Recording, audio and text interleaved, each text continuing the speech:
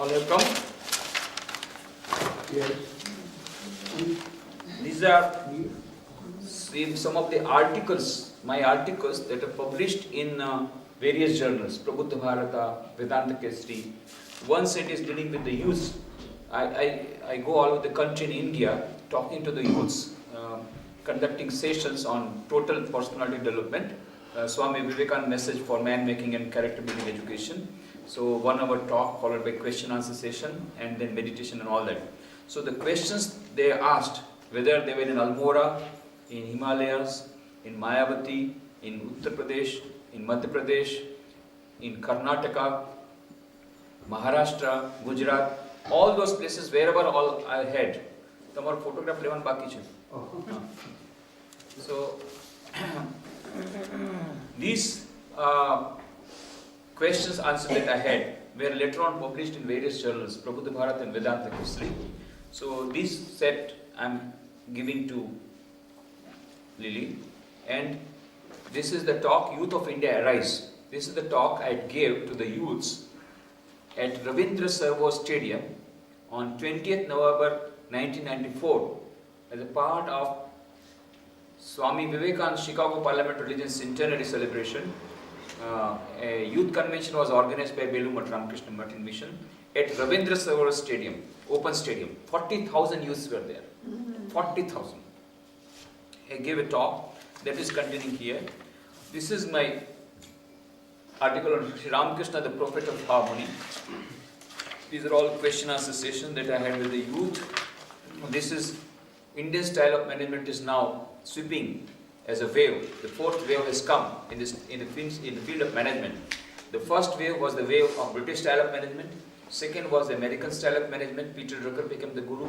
Third wave was Japanese style of management, TQM, total quality management. Now the fourth wave is sweeping over the whole world, that is Indian style of management, the holistic style of management. How and why is all given in my small talk that I gave at Aurangabad Management Association. Just to give a glimpse, Buddha and Vivekananda, an article, role of religion in world peace. This is my talk delivered in All India Radio, and it was broadcasted. And this is the new concept in leadership that is coming, that is servant leadership. It will give an idea.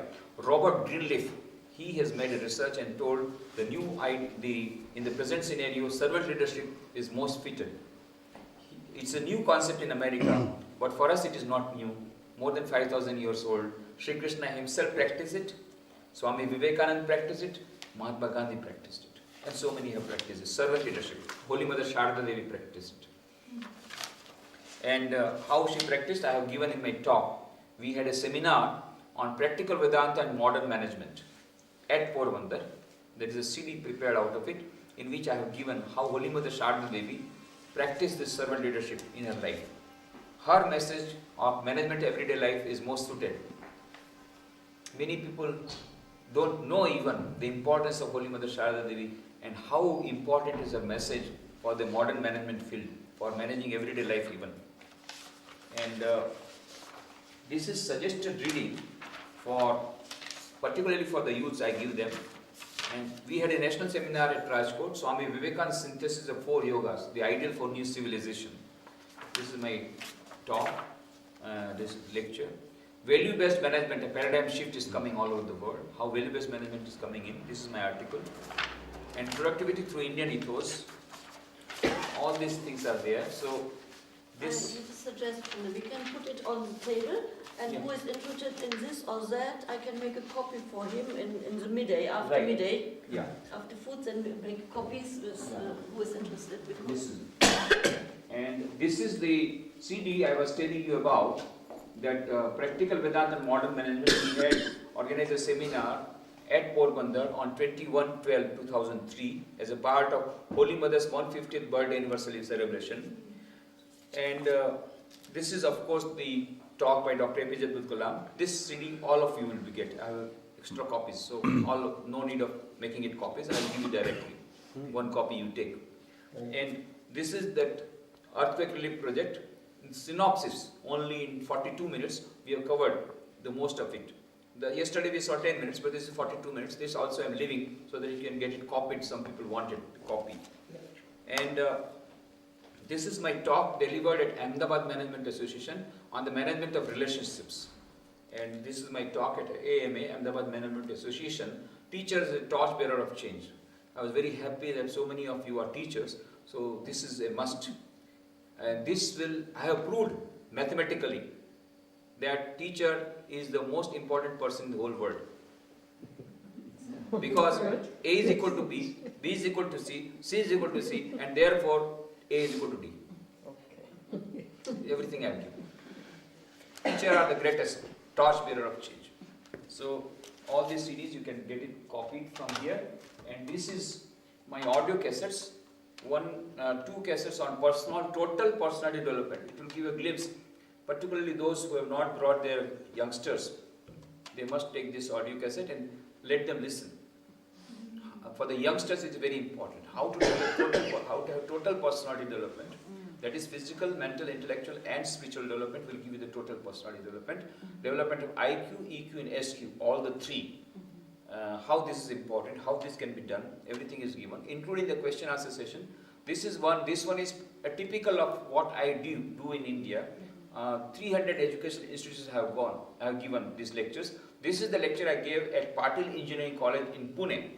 It is a girls engineering college, and the girls were so enthusiastic, so asked so many questions they asked, and they did not want to leave me, but I had another lecture in Pune, our ashrama. But this will give you the enthusiasm with which they are asking many beautiful questions. The question answer session is also there, very lively, in this audio cassette. And this is my cassette on various talks on management, stress management and holistic management, various talks that I have delivered at various places. But this will just give a glimpse of what all we have been doing there in India. Now first, before we start with meditation and its techniques and all that, any question that you want to ask, you can ask. If you have any one of you. You asked about the floppy, I have already told. No, yesterday I asked about catastrophe also. You said you would answer some, but it may not be just now. Later. No, very good. Yes, I forgot. She asked yesterday, why God sends this catastrophe? Why? What? I told yesterday, our earthquake rehabilitation project, I showed them the CD, the disaster management, how we carried out the Gujarat earthquake rehabilitation project. I showed them how great was the catastrophe. So she was asking, why God sends this catastrophe, such type of catastrophe to the world? You know, this is a very important question, and this question has been asked from the time immemorial, since there was suffering in the world. From the time the catastrophe has been there, this question has been asked. Swami Vivekananda, when he was young, he said, I could make a better world if I had become God. I would have been able to make a better world out of it. I would have been able to create a better world. This world is full of suffering and full of this one, full of defects.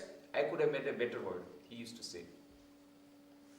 And many people have got this problem. Why at all there should be suffering? Why at all there should be death? Why at all there should be this catastrophe? Why at all God should send all these things? You kind him, you tell that God is kind and merciful. Is this kindness? Is this mercifulness? Killing so many people? So this is the question that comes. This question has been asked. What is the answer? So a devotee of Sri Ramakrishna used to say beautifully, you see, the meeting in which God passed this resolution that there should be suffering in the world, I was not present at that meeting, so how can I tell you? Had I been present when God made a resolution that we should send catastrophe and suffering to the world, then I would have been, but he didn't consult me. I was absent. But this is one way of telling. Sri Ramakrishna explains it. You cannot contain 4 liters of milk in a pot which is having capacity of 1 liter. You cannot hold. You cannot hold 4 liters of milk in a pot of 1 liter capacity. Our brain is very much limited. Very limited brain capacity we have got. Ours, we have got a limited, very small computer. And he is a supercomputer. All the things that are fed into his computer, these entries cannot be fed into our small computer. It will burst. it will burst. So it is one way of telling. Swami Sri Ramakrishna says very simple language that it is not possible to know the workings of the Lord by this limited mind. And when you go scientifically, that supreme reality who is playing all this mischief, if you call it mischief, is beyond time, space and causation. And we are within time, space and causation. This is called Maya. Maya is within time, space and causation. That absolute reality is beyond time, space and causation. How can we know a reality which is beyond time, space and causation by remaining within its time, space and causation? It's very simple. Now that is, but still, the human mind wants to know, and wants to try. The latest book is by Paul Davis, as you know, one of the greatest scientists of the modern times. Paul Davis. He has written a book, latest book. It is on my table in Porbandar. We have a beautiful library. We get all the latest books on all subjects. Try to get it. 13,000 books. And now we are going to start Vivekananda Institute of Value, Education and Culture. Yesterday I forgot to tell you. A new institute, because we have been giving this value education informally, but now a new institute will come, because this library was inaugurated on 12th January, Swami Vivekananda's birthday, 2002, by Minister of Tourism and Culture, Government of India. And he was astonished to know that Swami Vivekananda spent 4 months in Porbandar. He said, this is a great place, Porbandar. Mahatma Gandhi's birthplace, plus Swami Vivekananda, such a great personality, lived here 4 months. So we want to convert Porbandar into an international tourist spot. So he said, you start a cultural center, we will give you financial help. And without our asking, normally it's very difficult to get government grants, but he himself, without our asking, without our proposal, sent 1 crore rupees, that is 10 million rupees immediately, to start a cultural center. And so now we are going to start Vivekananda Institute of Value, Education and Culture. The total project is 4 crores, that is 40 million. 10 million government is given, rest 30 million we are trying to collect through donations from the public. But through this institute, we will have a permanent exhibition on Indian culture, a museum on Indian culture and Swami Vivekananda, and an exhibition. In the same building in which Swami Vivekananda stayed, a monks quarter, staff quarter, auditorium. In Gujarat. In Gujarat, in Porbandar. Auditorium, meditation hall, classrooms, audiovisual section, mobile audiovisual unit.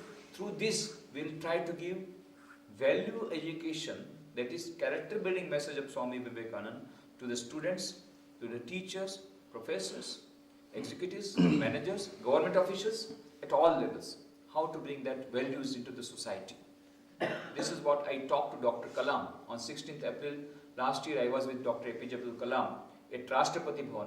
I said, if you bring the wealth of the whole World Bank, our poverty of the nation will not go. Because I was in Ranchi, that time it was in Bihar, I know the extent of corruption. From the top, you may send any amount of money from the 5-year plans, but the grassroots people are not getting that help. It is eaten away by corruption in between. So what is the solution? My solution is only one. Catch them young. Catch hold of the youngsters whose mind have not been spoiled by this corruption and social values. So give them these higher values, so that their character becomes strong. When they become top officials, they get key positions, they will not do corruption, because their base is very good. So we have to start from that level. That's why we are meeting the youngsters. I go all to various universities, educational institutions, talking to them about value-oriented education, character-building education.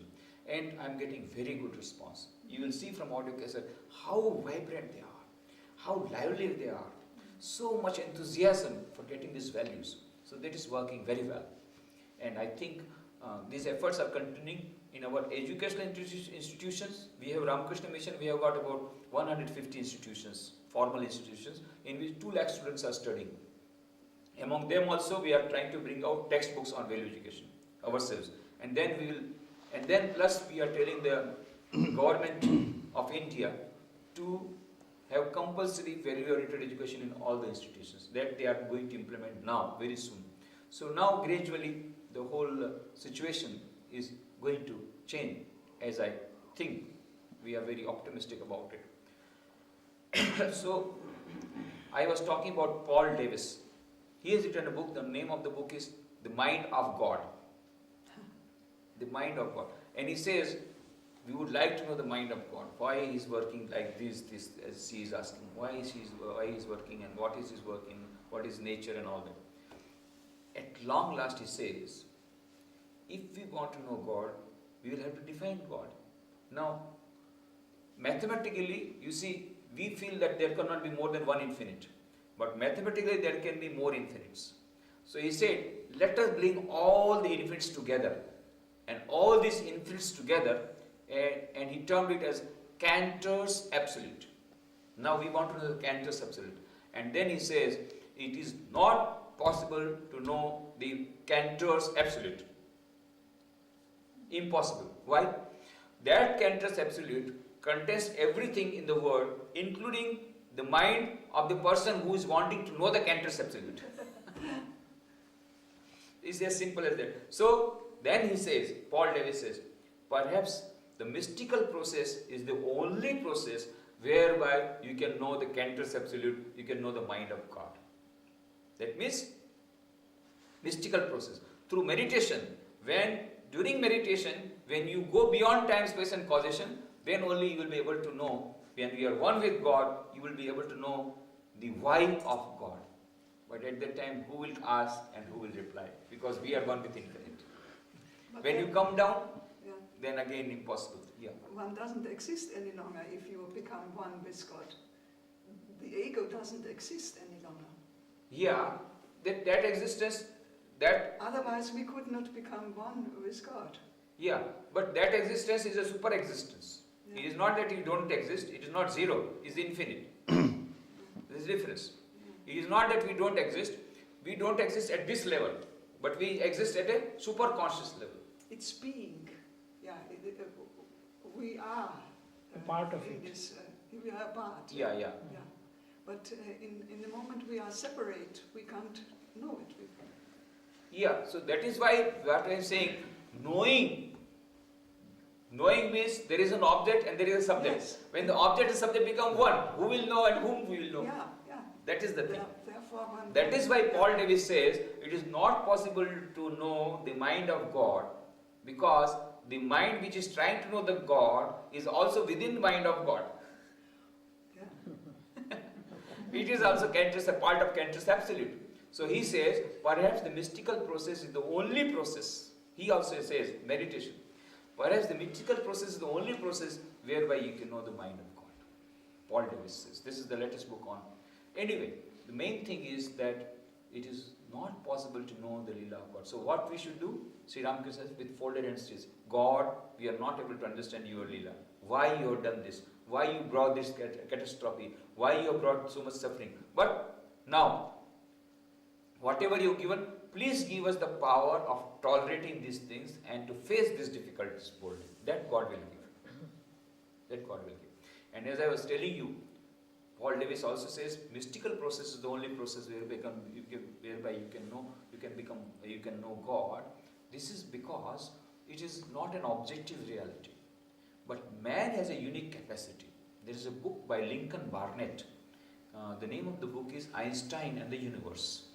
And there he says, man has a unique capacity of transcending himself and perceiving himself in the act of perception. Man has a unique capacity of transcending himself and perceiving himself in the act of perception. And that is why Niels Bohr, the great Nobel Prize physicist, says, we are actors and spectators in this great drama of life simultaneously. Yeah. Animals can also play, we can also play the act. But animals cannot become the witness of what they are playing. Here, a person may be playing a role of Ravana in Ramayana.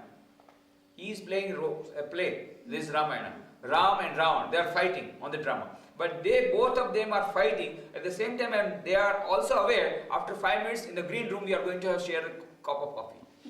They don't forget it, so they don't kill each other. There's drama. So we can become spectators and actors in this great drama of life simultaneously. And this is a special prerogative of human beings. According to our scriptures, there are 84 lakhs of species, and according to modern science, 124 lakhs of species. 12.4 millions of species are there. It's coming very close. India says 0.84 million, and modern science says 1.24 million species. Out of all these species, only one species has got this unique advantage of transcending and perceiving in the act of perception, and having development of this SQ, realizing the manifest, this potential divinity manifest the divinity within, and become one with the infinite. Isn't it a transcending the duality? You transcend the duality and go into the state of Advaita. It's the only possibility to become one. Yeah. Yeah. So you transcend all the limitations, you transcend your own personality, Yeah. and become one with the infinite. It is not becoming zero. One American lady said, "Oh Swami, when I become one with infinite, what will happen to my individuality?" Individuality. Swami Vivekananda laughed and said, "Oh madam, you are just telling like a small drop of ocean. When she became one, when that drop became one with the ocean, she was also crying, what will happen to my individuality?" You are one with the ocean. How great it is. Now you are so far, you are a drop. You don't lose your existence. You become one with that infinite ocean. It's same existence, infinite bliss, infinite ananda, infinite knowledge. You are becoming one with that ocean. It is not dying, it is not zero, it is becoming infinite. So, that is the answer of your question. Let us not try to know a question, let us not try to understand. Very difficult to answer. But then, we have certain answers. Those who believe in, if you are thinking about God, then this is the answer. But some people are trying to know rationally, why there should be suffering to me. For them the answer is, rational answer is, it is nothing but the law of karma. Law of karma is supreme in this mental world. Just as the law of gravitation is supreme in the physical world, law of karma is supreme in the mental world. But it is also the law of duality. This wars, war and not war. In duality, you have both. Yeah. You must have both. Yeah. And the same cruelty which is in the war, you have the other side, the good side. It's yes, the good and bad will be always there. It's Yeah. always. So where there is good and bad, there will be balance. good karmas, bad karmas. They will try to superimpose upon each other. And the balance is there. If we have so terrible wars now, and One coin, one side is happiness, one side is misery. One side is good, one side is bad. If you take the coin, you have to take both. And that is why Swami Vivekananda said, happiness comes to a man wearing the crown of misery.